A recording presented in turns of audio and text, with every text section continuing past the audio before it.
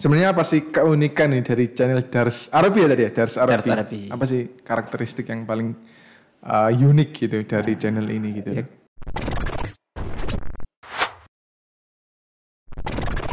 Assalamualaikum warahmatullahi wabarakatuh. Selamat datang di Raw Educate Podcast, Inspiring People Around the World, hosted by me, Muhammad Firdaus Imaduddin. Kali ini kita kedatangan tamu yang sangat inspiratif. Dia adalah seorang pengajar bahasa Arab di UIN Malang dan sekarang aktivitasnya adalah sebagai content creator ini. Tentunya di bidang bahasa Arab. Di samping itu dulu dia adalah mahasiswa UIN Malang pastinya dan dulu menjadi mahasiswa terbaik nih di strata 1 dan strata 2. Dan beliau juga dulu pernah mendapatkan beasiswa di Timur Tengah, di Arab Saudi, kalau nggak salah di King Saud University. Dan masih banyak lagi prestasi beliau. Dia bernama lengkap Muhammad Faruk, biasa kita panggil Cak Faruk. Selamat datang, Assalamualaikum Cak Faruk. Waalaikumsalam warahmatullahi wabarakatuh. Gimana kabarnya? Alhamdulillah, bikhair, alhamdulillah. Tayyib. Kita ngomong bahasa Arab, bahasa Indonesia ini ya. Harusnya pakai bahasa Arab ini. Oke, Cak Faruk. Topik kita kali ini adalah terkait dengan bahasa Arab gitu kan. Sebelumnya belum pernah sama sekali kita ngobrolin bahasa Arab. Nah, pertama ini ya. Pertama sekali ini kan topik kita tentang bahasa Arab. Merasa beruntung dan terhormat ini. Iya, menarik sekali. Nah, ini kan pengalaman Cak Faruk sangat banyak sekali ya di bidang bahasa Arab. Nah, pertama yang saya tanyakan adalah kenapa sih Cak Faruk ini sangat suka sekali dengan bahasa Arab? Pertama yang jelas ya, bahasa Arab itu bahasa Al-Quran ya, kita sebagai orang Islam. Betul. Tapi lebih jauh dari itu, sebenarnya kenapa saya suka bahasa Arab? Dulunya saya sebenarnya nggak suka-suka amat juga, sama seperti teman-teman yang lain gitu. Atau mungkin para teman-teman yang nonton ini ya. Iya. Banyak yang suka bahasa Arab karena mungkin sulit. Saya dulu juga mengalami itu. Ketika saya belajar kan mulai dari madrasah ibtidaiyah ya. Disuruh ngafalin, terus guru itu suruh ngafalin. Paham nggak paham, pokoknya hafalin. Kalau nggak hafalin dihukum. Pokoknya bahasa Arab itu identik dengan hukuman guru, identik dengan guru-guru yang kerang, yang killer. Dan itu berlangsung sampai saya ketika MTS, setara SMP lah ya. Nah, saya baru mendapatkan mulai agak paham dengan bahasa Arab itu justru di awal SMA atau saya sekolah di Aliyah ya. Saya mulai sedikit paham. Kemudian kok semakin menarik karena saya juga dapat guru yang cocok. Oh gitu. Sebenarnya juga faktornya guru yang ngajar. Selain diri kita sendiri, betul. Tapi faktor guru itu juga cocok. Makanya kemudian saya ketika sekarang menjadi pengajar ini ya, kemudian saya harus memberikan ini metode yang sekiranya cocok. Ya. Bukan memaksa orang, tapi orang itu merasa oh bahasa Arab ternyata gampang, ternyata mudah dipelajari. Tidak harus dengan menghukum. Oke, Cak Faruk, terkait dengan motivasi nih, apa sih sebenarnya motivasi terbesar Cak Faruk dalam mempelajari bahasa Arab? Kita tahu kan bahasa Arab juga banyak sekali kan karakteristik, kemudian keistimewaan kan dibanding bahasa-bahasa lainnya. Nah, dari sini apa sih kemudian yang menginspirasi Cak Faruk untuk belajar bahasa Arab gitu? Yang pertama saya dulu itu pengennya sebenarnya bukan belajar bahasa Arab. Ketika masuk UIN ya, ketika masuk di kampus itu sebenarnya yang saya cari bukan bahasa Arab dulu. Tapi saya ingin masuk di ilmu tafsir. Oh gitu. Karena ilmu tafsir nanti pasti di dalamnya ada bahasa Arab juga. Tapi ternyata di kampus yang saya daftar di situ, di UIN Malang, waktu itu belum ada jurusan tafsir. Sehingga wah berarti saya harus tetap mendalami bahasa Arab saja. Nanti tafsir bisa saya cari di tempat lain. Oke, siap. Nah, akhirnya kemudian lama-lama kok saya semakin jatuh cinta dengan bahasa Arab. Ya. Karena di UIN memang UIN Malang ini ya, memang saya merasakan itu adalah tempat menyemai bahasa Arab. Memang. Spesialis bahasa Arab itu ya, saya rasa di UIN Malang. Saya bisa mengembangkan banyak hal itu di UIN Malang. Mungkin nggak banyak mahasiswa UIN Malang yang bisa merasakan itu, tapi saya jujur UIN Malang itu banyak sekali hal-hal yang bisa kita pakai untuk mengembangkan bahasa Arab. Nah, kemudian di samping itu dosen-dosennya juga lingkungannya itu juga sangat mendukung sekali. Saya dulu juga hidup di Ma'had, sehingga saya semakin senang dengan bahasa Arab karena terpakai bahasa Arab ini. Ya. Kemudian lingkungannya juga mendukung. Itu yang. Terkait dengan ini kan dulu selama menjadi mahasiswa Cak Faruk juga dapat prestasi yang cukup banyak gitu lah. Juga dapat banyak beasiswa. Gimana pengalamannya dulu Cak Faruk ketika dari awal masuk kuliah kemudian hingga dapat beasiswa ini seperti apa dulu? Dulu ketika awal sebenarnya keinginan untuk pergi ke Timur Tengah, tempat negara asli bahasa Arab itu sudah ada sejak saya senang bahasa Arab. Nah, ketika aliyah itu saya sering diajak ke lab bahasa dan dipertontonkan budaya-budaya Arab di sana. Nah, saya semakin tertarik, saya ini harus pernah pergi ke Arab, masa belajar bahasa Arab nggak pernah ngicipi langsung gitu lah. Ngicipi langsung bahasa Arab di tanah aslinya. Hanya kemudian mimpi itu terus saya simpan terus ya, sampai datang nanti waktunya baru kemudian akhirnya terwujud itu. Jadi ketika S1, S2 saya nyari beasiswa informasi, tapi waktu itu tidak secepat sekarang ya informasi ya. Nyari waktu itu internetnya juga lemot, kemudian tidak banyak informasi yang dimasukkan ke internet, apalagi bahasa Arab. Yang banyak bahasa Inggris waktu itu. Beasiswa ke Eropa, Amerika itu banyak. Beasiswa yang ke Arab itu aksesnya sedikit sekali. Baru kemudian ketika saya selesai, ketika masih S2 ya, saya masih S2, kemudian saya dapat informasi tentang pendaftaran beasiswa di King Saud waktu itu. Kemudian saya tanpa pikir panjang, ini kesempatan ini. Sebelumnya sudah banyak kesempatan di Timur Tengah yang saya ikuti, tapi ya biasalah. Percobaan pertama nggak langsung berhasil itu sudah biasa. Yang di King Saud entah percobaan keberapa kali itu. Saya sudah pernah nyoba ke Mesir, ya belum beruntung. Kemudian ke Qatar ada juga, Qatar belum beruntung. Kemudian ya beruntungnya ya pas waktu ketika saya daftar di King Saud itu dan alhamdulillah masuk juga akhirnya. Ini terkait dengan kesulitan nih Cak Faruk dalam bahasa Arab. Gimana sih menurut Cak Faruk? Apa sih kendala atau kesulitan yang pernah dialami ketika bahasa Arab? Baik sebelum ketika masih di UIN atau sesudah dapat beasiswa belajar langsung di negara di Timur Tengah ini. Apa kesulitan? Tantangannya apa nih dalam bahasa Arab? Terkait dengan belajar bahasa Arab, kesulitannya sebenarnya start awalnya. Kita awal belajar bahasa Arab itu harus dimulai dari mana sih? Ini yang kemudian saya pelajari dari baik di Indonesia maupun di luar negeri. Sebenarnya saya di luar negeri itu lebih banyak bukan belajar bahasa Arabnya, karena bahasa Arab sendiri sudah saya ambil banyak di Indonesia. Ya. Yang saya ambil di Arab Saudi itu adalah cara orang-orang mengajar, para guru itu mengajar. Jadi mulai dari saya kuliah PBA, pendidikan bahasa Arab di UIN Malang, itu saya sebenarnya mengamati bagaimana para guru itu mengajarkan. Mereka memulai dari mana? Terus apakah yang para guru itu sampaikan itu cocok nggak dengan saya? Apakah memulai pengajaran bahasa Arab itu dimulai dari itu atau tidak? Nah, kemudian saya kumpulkan semuanya itu. Ya. Nah, kemudian ketika sudah semuanya, kemudian saya saya jadikan satu konsep. Ya. Ternyata belajar bahasa Arab itu mulainya harus dari, kalau di konsep yang saya pahami, yang saya tangkap dari semua pengalaman yang saya dapatkan, ya belajar bahasa Arab itu mulainya, tantangannya adalah menjadikan bahasa Arab itu seolah-olah orang itu belajar bahasa Indonesia saja. Gimana itu, Cak? Nah, ini yang saya tuangkan di karya saya. Sementara karya saya ini berupa channel. Sebenarnya saya pengen nanti dulu lah bahas channel ya. Tapi semua ide pikiran saya ini, itu saya bentuk dalam karya.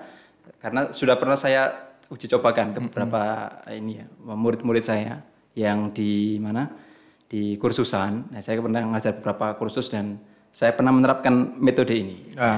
Jadi kita mulai belajar bahasa Arab itu dari belajar bahasa Indonesia. Artinya gini, orang belajar bahasa Arab itu kan bahasa kedua buat kita ya, orang Indonesia. Nah, bahasa Indonesia itu bahasa pertama, sehingga syarat belajar bahasa kedua itu ya belajar bahasa pertamanya itu harus selesai dulu, harus khatam dulu. Artinya begini, bahasa Indonesia kita memang bisa bahasa Indonesia, tapi ketika ada kata Budi pergi ke pasar, subjeknya mana, predikatnya mana, objeknya mana, itu kita harus tahu. Nah, kalau kita sudah paham itu, nanti ketika kita belajar masuk ke bahasa kedua atau belajar bahasa Arab sini, itu semakin mudah, ya, karena kita tahu tempatnya. Ini subjek, predikat, objek. Nanti kita bisa tinggal men-switch ke bahasa Arab. Cak Faruk, topik kita kali ini adalah tentang bahasa Arab di era milenial. Nah, saya ingin tahu nih, Apa sih sebenarnya tantangan dan peluang bahasa Arab di era milenial ini? Oke, tantangan belajar bahasa Arab di era milenial ini adalah terkait dengan media sebenarnya ya. Oke. Bahasa Arab itu ya dari sononya memang begitu-gitu aja ya. Dari dulu memang ya mubtada, khobar, ma'ad, man'ud ya, dan sorofnya ya.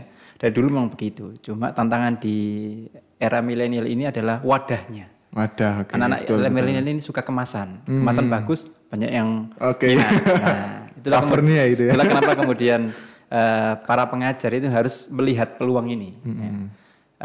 Kalau kemasan kita bagus, ya, yang tertarik akan banyak. Ya, meskipun kontennya sedikit, ya tidak harus mulu-mulu, tidak harus tinggi-tinggi, tapi yang penting bagus dan continue, ya fokus, itu akan banyak yang minat. Ya, termasuk terkait dengan bahasa Arab ini juga.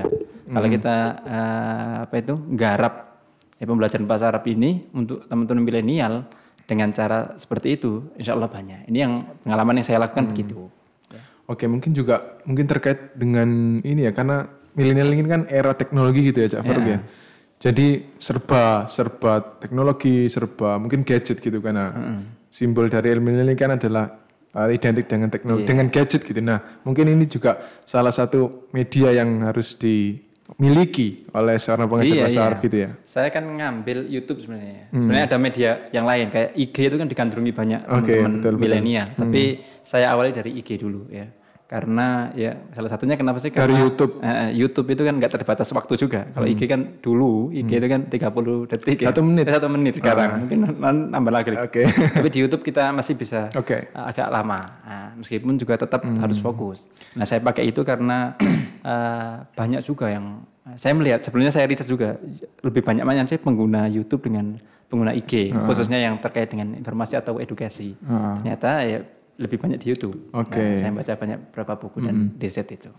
Terkait dengan teknologi ini, Cak Farouk kan juga buat channel YouTube gitu kan, untuk pembelajaran bahasa Arab. Nah ini gimana seawal mula Cak Farouk memulai channel YouTube ini, apa latar belakangnya, terus apa dulu masalahnya gitu kan, sampai buat channel YouTube ini gimana dulu? Ini saya kenalkan dulu channel saya. Boleh. Biar semuanya nonton. Nama channel saya ini Dars Arabi. Memang sudah sesuai namanya ya. Dars itu pelajaran, Arabi ya bahasa Arab. Ya. Jadi fokus ke belajar bahasa Arab. Nah ini awalnya berangkat dari keresahan saya. Kok bahasa Arab ini di era milenial ya, kok masih dijauhi. Ya. Masih banyak yang belum nggak suka gitu ya. Masih banyak yang nggak minat. Nah ini apa yang salah ini? Nah, kemudian yang pertama saya lihat beberapa pengajar mungkin masih belum masih pakai metode lama ya. Kemudian belum banyak pengajar bahasa Arab yang memanfaatkan media ini.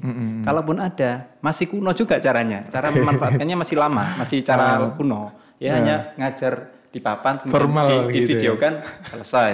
Nah, itu kan kurang milenial. Anak-anak milenial kurang minat juga masih ya. Apalagi pakai suaranya kurang keras juga dia. Gambar aja. Nah, kemudian itu yang menjadi keresahan saya. Kemudian ya saya jawab semua permasalahan itu ya terkait dengan pengajaran bahasa Arab pakai video tadi ya di YouTube itu yang kurang animasinya, saya gunakan animasi. Kemudian pendekatannya saya pakai pendekatan yang gimana orang belajar bahasa Arab ini bisa langsung paham gitu. Misalnya orang mau belajar tentang mudzakkar dan muannas misalnya ya. Dalam bahasa Arab ini ada kata kerja kata benda atau kata dalam bahasa Arab itu kan ada dikelompokkan gendernya laki-laki dan perempuan. Nah, gimana kalau guru-guru kita yang dulu itu kan langsung hari ini kita belajar mudzakkar muannas. Apa itu? Dalam benak kita apa mudzakkar muannas itu? Kayak susah. Tapi gitu ya. Itu saya jawab dengan begini. Hari ini kita akan atau di video ini kita akan belajar ternyata bahasa Arab itu ada jenis kelaminnya. Itu orang punya jenis kelamin itu cowok sama cewek gitu. Nah, sudah ada gambar ada gambarnya gitu ya video ya. Nah, kemudian saya menghindari istilah-istilah nahwu, istilah-istilah ini ya yang sulit ini. Saya menghindari kata-kata mubtada, khobar, na'at, saya menghindari itu. Saya gunakan kata Indonesia. Misalnya jenis kelamin. Saya menggunakan kata-kata cowok, cewek untuk mudzakkar dan muannas. Saya menghindari kata-kata itu. Ya, agar sebenarnya akan memudahkan saja, ya kan? Sebenarnya caranya hampir sama, cuma pendekatannya melalui pendekatan begitu biar jadi lebih mudah gitu. Memang media yang ditekankan ya di era milenial ini. Kemudian anak-anak milenial itu juga nggak suka belajar yang lama-lama. Ingat itu ya. Jadi jangan sampai YouTube kita itu kayak film ya. Ini YouTube belajar bahasa Arab tapi kayak film itu 2 jam itu nggak bisa. Betul. Ya harus fokus 5 menit. Anak belajar itu kan paling anak milenial ini ya, belajar itu kan paling berapa menit sih? 5 menit sudah buyar, ganti dengan iklan atau video yang lain itu. Betul. Nah, itu juga saya perhatikan di channel saya ini. Oke, Cak Farouk, ini sebenarnya apa sih keunikan nih dari channel Dars Arabi ya tadi ya? Dars Arabi. Apa sih karakteristik yang paling unik gitu dari channel ini gitu? Ya. Dars Arabi ini sesuai dengan jargonnya ya, belajar bahasa Arab sambil santai. Nah, gerakan saja ini sudah menggambarkan santainya ini. Santai itu kalau diterjemahkan atau diperinci ya, menurut versinya pemilik Dars Arabi. Santai itu satu, belajar bahasa Arab ini dipakai untuk orang yang santai karena dia masih pemula. Jadi dia belajarnya harus santai.